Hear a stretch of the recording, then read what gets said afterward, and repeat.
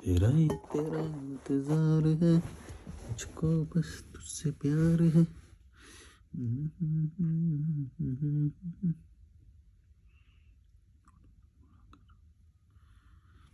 YouTube के comments पढ़ रहा हूँ, आप मुझे कॉल भी कर सकते हो, डिस्क्रिप्शन में ईमेल और इंस्टाग्राम है। Sen100 माइनस लवर बोल नाम लिख ले करो भाई।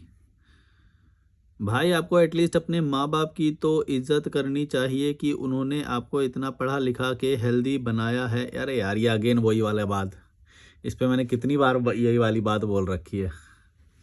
पहली बात तो सच बोलना जो है बेइज्जती नहीं होती, सच सच होता है। अब बेइज्जती या वो नहीं है, ये डिपेंड करता है जो रिसीवर है। अब जैसे मेरा कोई क्रिटिसिज्म होगा तो वो मेरा सच होगा, तो मेरे बारे में कुछ भी जो बोलोगे वो सच है। वो बेइज्जती या इज्जत नहीं है। वो बेइज्जती या इज्जत रिसीवर के पर्सपेक्टिव में होती है कि वो रिसीव कैसे कर रहा है उसे, तुम समझ रहे हो।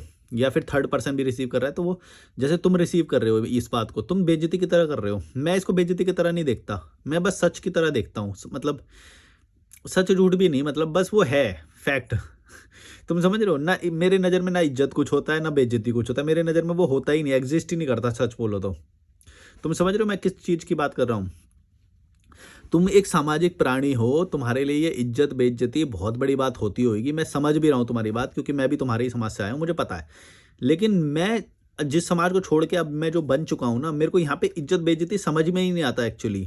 तुम समझ रहे हो, मतलब किसकी नज़र में होगा, कौन है ऐसा भड़वा जिसकी नज़र में मैं अपनी इज्जत बनाऊं या फिर किसी और की इज्जत या बेइज्जती करूं। मैं इज्जत बेइज्जती करने आया ही नहीं हूं। तुम रिसीव कर रहे हो उससे बेइज्जती की तरह। तुम समझ रहे हो, मतलब मैं तुम्हें पता नहीं ये बात समझा पा रहा हूँ या नहीं, पर जब मैं कुछ भी बोल रहा हूँ ना मैं बेइज्जती करना चाह रहा हूँ। मैं इवन जो मेरे मुंह से जो भड़वा भी निकल जाता है, ये बस निकल जाता है। इसका मतलब ये नहीं कि मैं तुम्हारी बेइज्जती करना चाहता हूँ। तुम समझ रहे हो, ये बस इट जस्ट हैपेंस। तुम्हें कैसे बताऊं मैं, मतलब ये भावनाओं से मैं दूर हूँ। ये सबसे जो भी ये जो तुम्हारे इमोशंस हैं, भावनाएं हैं, ये इज्जत जो इमोशन है इज्जत का बेइज्जती का, ये तुम्हारी नज़र में है, ये काल्पनिक वो है। समझ रहे हो, कोई यूनिवर्सल तो है नहीं। ऐसा तो है नहीं कि वो पूरा दुनिया में ब्रॉडकास्ट हो गई या वो है। तुम समझ रहे हो, अगर हो भी गई तो भी मैं इसको वैसे नहीं मानता। जैसे मान लो मेरी कोई बात होगी जो पूरी दुनिया में ब्रॉडकास्ट हो जाए, मान लो मेरा कोई एमएमएस बन जाए या कुछ भी बन जाए तो मेरे को उससे घंटा फर्क नहीं पड़ेगा। सच बोल रहे हो तो मेरे को घंटा फर्क नहीं पड़ता। तुम समझ रहे हो, मतलब कौन है किसकी नज़र में बेइज्जती हो जाएगी, मेरे को तो समझ में ही नहीं आती ये बात, सच बोलूं तो। इज्जत बेइज्जती किसकी नज़र में भाई, कौन है क्या। ये तुम लोगों के छोटे चोचले हैं, ये तुम छोटी चीज़ों के पीछे भाग रहे हो। ये इन सब से निकलोगे कब तुम यार, समझ में नहीं आता भाई। छोटी चीज़ों में फंस जाओगे, बड़ी चीज़ों पे कभी नज़र नहीं जाएगी तुम्हारी। बड़ी चीज़ जो मैं कहना चाह रहा हूँ, तुम्हें इस चीज़ में बेइज्जती दिख गई किसी की है कि मैं बेइज्जती कर रहा हूँ, जबकि मैं कर भी नहीं रहा। जब मैं तुम्हारे साथ ऐसा होना चाहिए कि जब मैं किसी की बेइज्जती कर रहा हूँ तब भी तुमको वो नोटिस ना हो। ओके कोई थर्ड पर्सन है किसी के बारे में कुछ बोल रहा है, अपने माँ बाप के बारे में कुछ बोल रहा है, या इसके बारे में पेरेंटिंग के बारे में, पेरेंटिंग का जो कॉन्सेप्ट है उसके बारे में बोल रहा हूँ। वैसे भी मैंने अपने पेरेंट्स को तो कभी बोला ही नहीं, ठीक है। अगर मैंने पेरेंट्स को बोली भी तो कोई फैक्चुअल बात बोली होगी, फैक्ट बोला होगा कोई ना कोई, ठीक है। तो तुमको तो ऐसे रहना चाहिए कि भाई ठीक है कोई बंदा है उसके साथ कुछ हुआ होगा, वो तुम क्या कर रहे हो, तुम वहां पे वो बात खोज ले रहे हो जहां पे वो बात है भी नहीं। मतलब मैं जो कर नहीं रहा वो तुमने देख भी लिया, तो तुम सोचो कितने खाली इंसान हो गए तुम। और भावनाएं कितनी तुम्हारी तेज होंगी। देखो इमोशन जब हमारे हाई होते हैं ना, तो हम ना कम जी पाते हैं इस जीवन को। अगर तुम्हारे इमोशन कम होंगे ना, तुम इस जीवन को बड़ी आसानी से मक्खन की तरह पार कर दोगे। मैं इसीलिए बोलता हूँ हमेशा कि अपने इमोशंस को ना कम करो, अपने ईक्यू को, इमोशनल क्वेश्चन को इंक्रीज करो, कि उससे उससे तुम यूं झेल जाओ। उससे देखना तुम्हारा जीवन कितना आसान होएगा। और ये कैसे होगा मैं बताता हूँ तुम्हें। जैसे मैंने बोला अभी कि मेरे पास कोई कॉन्टैक्ट्स ही नहीं है ऐसे जिसकी नज़र में मेरी बेइज्जती हो जाएगी। तुम समझ रहे हो मैं क्या बोल रहा हूँ, क्योंकि जहाँ पे भी हो जाएगी मैं वहाँ से मूव कर जाऊँगा। 2 महीने में सब भूल जाते हैं। कौन किसको याद रखता है यहाँ पे कि तेरे साथ ये हुआ था या तेरा एमएमएस लीक हुआ था या क्या हुआ था, तू वायरल हुआ था, कोई याद नहीं रखता भाई, कोई याद नहीं रखता। इसीलिए मैं तुमको भी ये बताता हूँ कि अपनी इस ओवर थिंकिंग से निकल जाओ कि अगर तुम्हारी कभी भी कहीं पे भी बेइज्जती हुई है, तुम्हारे साथ बुलिंग हुई है या कुछ भी हुआ है तुम्हारे साथ, किसी को कुछ याद नहीं रहता। तुम एक अपने नए वर्जन बनो, तुम एडवांस वो करो, तुम कुछ और कर दो, तुम्हारा वहाँ पे वो इमेज बन जाएगी, या जगह चेंज कर दो। इतना सीरियसली मत लो इस दुनिया को या भावनाओं को, इज्जत को, बेइज्जती को। ये बहुत लाइट चीज़ें हैं। हाँ, जितना तुम दोगे इसको तवज्जो, उतना तुम अपने आप को इन्वेस्ट कर रहे हो छोटी चीज़ में। मतलब तुम छोटे इंसान बन के रह जाओगे फिर। तुम समझ लो, अब तुम्हें छोटा इंसान बनना है तो ये इज्जत बेइज्जती, ये जो समाज वाले हैं यही तो करते रहते हैं, बिरादरी, इज्जत, बेइज्जती, इसी के चक्कर में इनकी ज़िंदगी हेल हो जाती है। सच बता रहा हूँ। पैसे खर्च करते हैं इज्जत के लिए, जो काम कर रहे होते हैं मन तोड़ के, अपना मन तोड़ के, वो कर रहे होते हैं इज्जत के लिए। मन तोड़ के जो ये करना चाहते हैं, या जैसे भी परिवार की फैमिली प्लानिंग भी इवन करना चाहते हैं, वो भी समाज को देख के करते हैं कि बेइज्जती हो जाएगी अगर एक बच्चा ही करा तो, या 0 बच्चा करा तो, मतलब बच्चा ही नहीं करा अगर, तो बेइज्जती हो जाएगी, नपुंसक कहलाएंगे कि भाई कोई प्रॉब्लम होगी, इसके अंदर प्रॉब्लम होगी कि बच्चा नहीं करा। तुम समझ रहे हो, यही तो ट्रैप है इज्जत और ये बेइज्जती वाला। तो तुम्हारी ज़िंदगी को हेल बना देता है। वो करवाता है तुमसे जो जो तुम्हारी इच्छा है भी नहीं। तुम समझ रहे हो मैं क्या बोल रहा हूँ? जो तुम्हारी इच्छा नहीं है वो तुम्हें करना पड़ रहा है। इससे बड़ा हेल क्या होएगा बताओ? भले ही तुम्हें कितने रुपए, करोड़ों रुपए कोई दे दे, लेकिन तुम वो कर ही ना पाओ जो तुम्हें, जो तुम्हारा दिल चाहता है। तो सोने के पिंजरे में तुम बंद रह के खुश कैसे रह सकते हो? सबसे इम्पोर्टेंट तो ये है ना कि जो हम चाहते हैं वो कर सकें, भले ही पैसे कम हो, भले ही पावर कम हो, भले ही कुछ भी कम हो। इज्जत के भाव में मैंने ऐसे ऐसे घराने देखे हैं कि वहाँ की जो लड़कियाँ हैं या फिर लड़के भी हैं इवन, एकदम बहुत ही फॉर्मल सा लाइफस्टाइल जी रहे होते हैं और बहुत लिमिटेड खुशियों के साथ हो रहे होते हैं। वो खुल के नहीं कर पाते वो किसी के भी साथ इंजॉय, उनके पास रिस्ट्रिक्शंस होती हैं। अब पता नहीं तुम ये समझे हो कि नहीं, मेरे को वैसे इसमें कमेंट आगे भी है, पर इसमें कभी कभी ऐसा होता है शुरुआत में ना कॉन्सेप्ट ज़्यादा ही निकल जाता है। अगर वो नहीं होते तो आप जो इतनी ज्ञान की बात कर रहे हो वो भी नहीं कर पाते। हाँ, नहीं कर पाता, ये तो सच है। तो फिर क्या हुआ? और ज्ञान की बात तो तुम समझ रहे हो, मैं तो बोलता हूँ हमेशा कॉमन सेंस की बात कर रहा हूँ मैं। ठीक है, मैं नहीं कर पाता, ये तो सच है। तो क्या हुआ? ये तो बायोलॉजिकल प्रोसेस है। ऑब्वियसली किसी अगर माँ बाप ने पैदा नहीं किया होता तो नहीं किया होता, तो उससे प्रॉब्लम क्या है? लेकिन तुम बोलना क्या चाह रहे हो ये तो बताओ। नहीं कर पाते तो नहीं कर पाते। बहुत सारे नहीं कर पाए, बहुत सारे मेरे बेटे हैं जो नाली में बहा दिए गए होंगे, नहीं कर पाए। तो प्रॉब्लम क्या है इसमें प्रॉब्लम क्या है? मेरे को ये नहीं समझ में आता जो बार बार ये बोलते हैं इतना तुमको माँ बाप ने कर दिया, तुम वो नहीं होते तो तुम कैसे होते? अरे नहीं होता तो क्या, चेतना भी तो नहीं होती, मेरी कॉन्शियसनेस भी तो नहीं होती। तुम समझो इस बात को। विदाउट कॉन्शियसनेस जो बायोलॉजिकल मैटर है वो सिर्फ मैटर होता है। तुम समझो इस बात को। तो जो तुम्हारे हॉर्मोन्स हैं, एंजाइम्स हैं, जो भी तुम्हारे अंदर की जो बायोलॉजिकल एलिमेंट्स हैं ना, वो बिना कॉन्शियसनेस के एकदम डेड ही हैं वो। तुम समझे क्यों अंडे को जो जिस कॉन्सेप्ट से वेजिटेरियन में गिनते हैं ना कुछ लोग, वो यही वो है कि जब तक उसके अंदर कॉन्शियसनेस ही डेवलप नहीं हुई तब तक वो नॉन वेज ही, तब तक वो इमैटेरियल माना जाएगा। साइंस के हिसाब से भी ऐसी होता है। उसका पोटेंशियल भले ही होगा उसको एक कॉन्शियसनेस में कन्वर्ट होने का पोटेंशियल को, लेकिन काउंट नहीं करता विज्ञान। क्योंकि मान लो एक अंडे को जब बॉईल कर दिया जाए तब उसका पोटेंशियल भी खत्म हो गया, अब वो कुछ नहीं बन सकता अगर बॉईल कर दिया जाए अंडे को। तो तुम समझ रहे हो मैं क्या बोल रहा हूँ? पता नहीं तुमको ये बात समझ में नहीं आ रही है कि नहीं आ रही, कि जो भी चीज़ें जिसके अंदर सिर्फ पोटेंशियल है तब तक उसको नहीं गिना जाता। अगर उसके अंदर कॉन्शियसनेस आई, उसके बाद वो कॉन्शियसनेस बढ़ी, 0 कॉन्शियसनेस भी हो सकती है, तब उसको वो माना जाएगा तब तक। वरना तुमको तुम्हारी सारी बातें थोड़ी ना याद होंगी। अभी जो याद नहीं है, जब तक इमेजेस नहीं है, कुछ भी नहीं है, तब तक तुम्हारा कुछ वो नहीं है।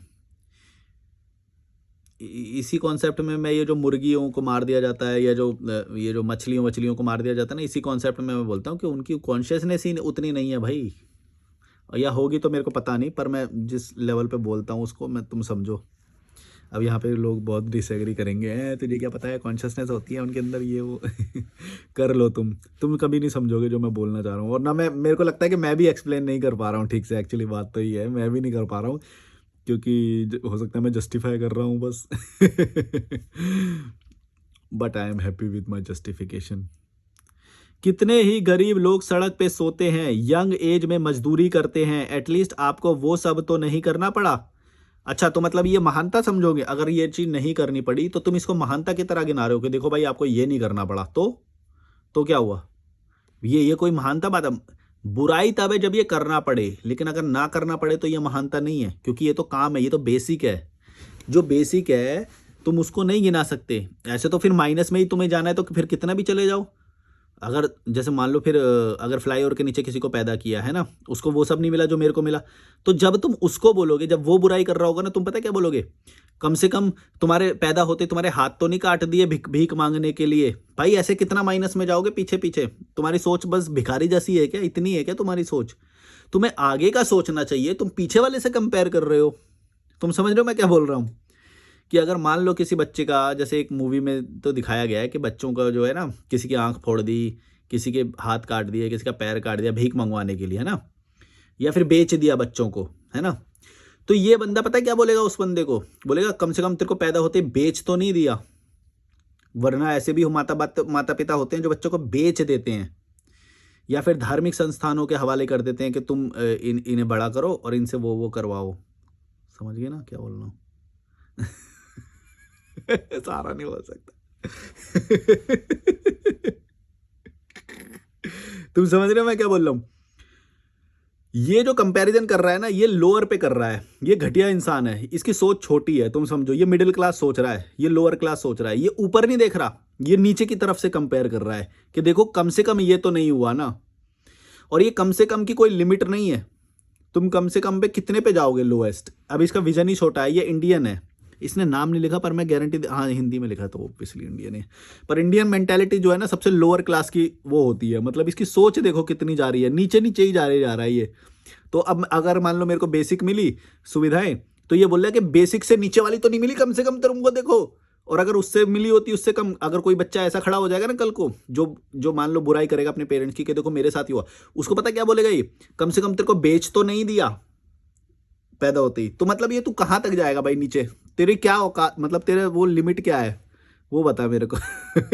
तू नीचे नीचे कितना जाएगा कि क्रिटिसिज्म के लिए कितनी लिमिट होनी चाहिए मेरे को बताओ। ये तू खुद सोचियो, चल मेरी छोड़ दे। तू खुद एक बार आंख बंद करके सोचियो कि क्या मैंने जब ये बात बोली, क्या तेरे को समझ में आया मैंने क्या बोला? कि ये नीचे नीचे जो जाने वाली है, तेरी जो औकात है कितनी नीचे तक जाएगी है? कभी तो कोई तो उठ के बोलेगा ना कि भाई देखो ये गलत है ये चीजें, है ना। तो तू कितने तक तू लिमिट मानता है कि भाई यहाँ तक वाले अपने माँ बाप की क्रिटिसिज्म कर सकते हैं और यहाँ वाले नहीं कर सकते? वो लिमिट क्या है? अगर तू मेरे को बोला कि बेसिक सुविधाएं तो मिली तेरे को, कम से कम सरकारी स्कूल में तो पढ़ाया, तो तू कितना चाहता है कि कितना नीचे वाला बात करे और कितने ऊपर वाला बात ना करे? जो पेरेंट्स की जो गलतियां होती हैं, बता दे भाई, कोई लिमिट हो तो बता दे। और अपने फेस के साथ बताइयो अगली बार, नाम तो लिखा नहीं है तूने, हो सके तो फेस के साथ एक बार ना बता के देखियो ये, और कितना बैकलैश आएगा तेरे ऊपर फिर मेरे को बताइयो तू।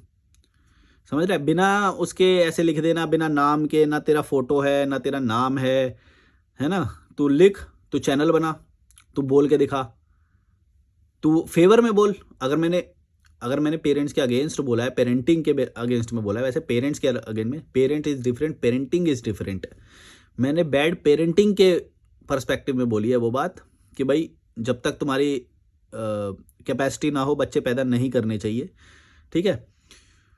तो तू एक बार वीडियो बना और उसमें तू ये बोल कि भाई देखो बच्चे जरूर पैदा करने चाहिए, बाद में तुम्हें चाहे उससे भीख मंगवानी पड़े, चाहे उसके हाथ कटवाने पड़े, चाहे तुम्हें बच्चा बेच देना पड़े, तुम्हें तो बच्चे पैदा जरूर करने चाहिए। ऐसा वीडियो बना तू, फिर हम देखते हैं कि तेरे में कितनी हिम्मत है, तू अपने फेस के साथ ये बोल सकता है या नहीं बोल सकता है।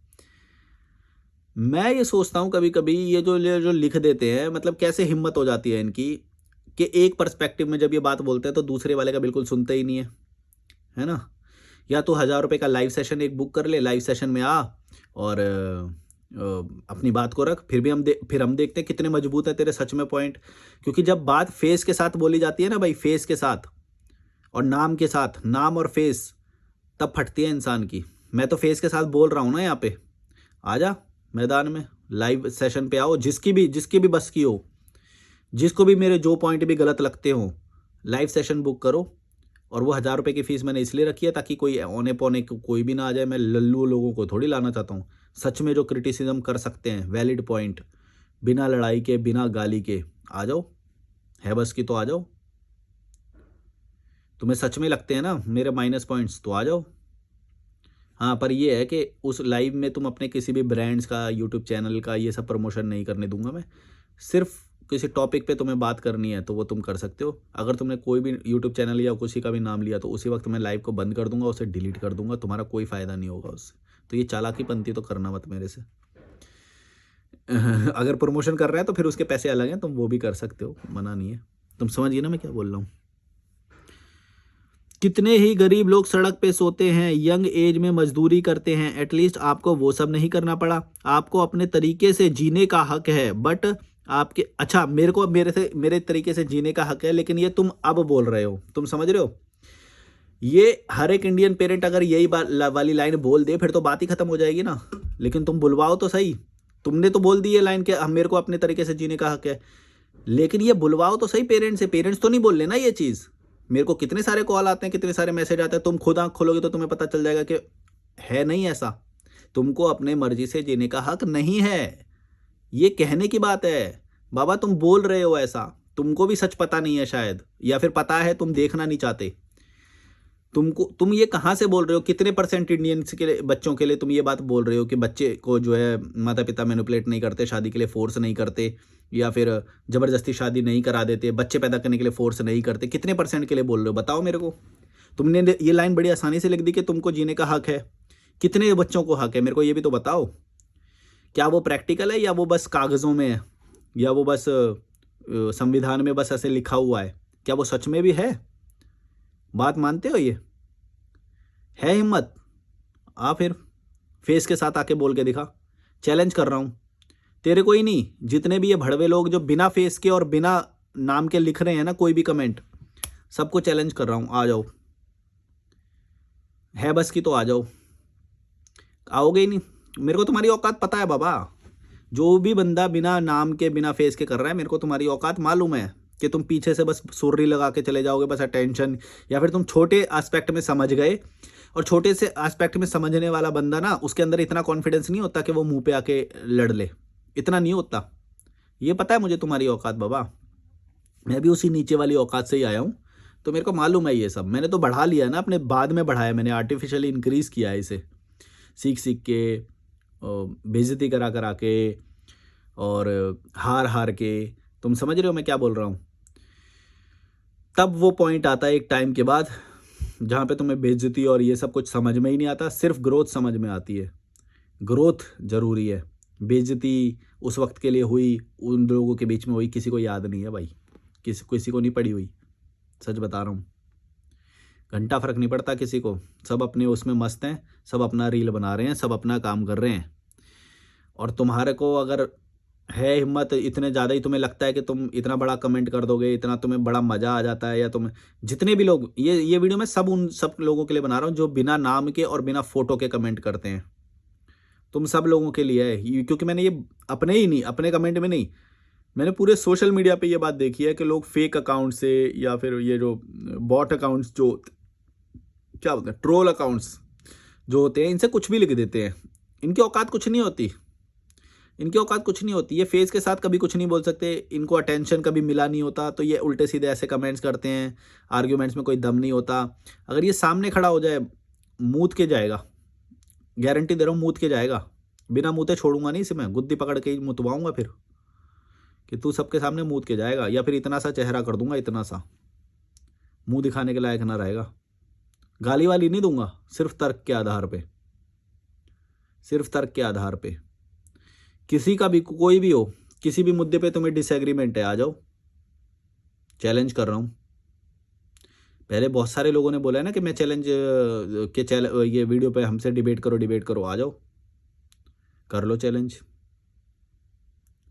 बीच में से ना फाड़ के रख दूंगा, ज़्यादा बकवास करोगे तो, समझे। मेरे को पता है मेरी बातें क्या है। ज़्यादा हीरो मत बने करो मेरे सामने, या फिर अपना चैनल बनाओ ना। मैं तो बोल रहा हूँ कि हो सकती है मेरी कई बातें गलत, ये तो समझने की बात होती है कि किसी ने कैसे समझ ली, किसी ने कैसे समझ ली। और अगर तुमने गलत समझ ली तो बनाओ, चैनल बनाओ, वीडियो पे बोलो, देखेंगे ज़रा हम भी। 10 व्यू जब आएंगे तो फिर बार बार कैसे वीडियो बनाओगे तुम। 5 व्यू आएंगे, 10 व्यू आएंगे, तो कितने दिन तक वीडियो बना पाओगे, देखते हैं। कितना मोरल डाउन होएगा जब लोग गाली देंगे, तब कैसा लगेगा तुम्हें, देखेंगे, पता चल जाएगा ना तुम्हें तब कि मेहनत क्या होती है। और यही तो नहीं, बस इसी से तो फटती है तुम्हारी, तभी तो करते नहीं हो कुछ भी। करके देखो ना भाई, तब पता चलता है। क्रिटिसिज्म हर बात का हो सकता है। क्रिटिसिज्म महात्मा गांधी का भी हो चुका है, क्रिटिसिज्म कृष्णा का भी हो चुका है। उसको तो सुप्रीम दिखाने की कोशिश करी गई थी ना भगवत गीता में कि सुप्रीम करेंगे। कृष्णा की कितनी सारी बातों का खंडन किया है, कितने सारे लोगों ने क्रिटिसिज्म किया है, तुमको मालूम तक नहीं है। और कोई भी किताब हो, कोई भी महान व्यक्ति हो जो रियल में हो या माइथोलॉजी से हो या किसी किताब से हो या फिर रियलिटी में सच में महात्मा हुआ हो, कोई भी कितना भी, क्रिटिसिज्म हर बात का हो सकता है। उसमें क्या है, पर्सपेक्टिव है ना वो तो।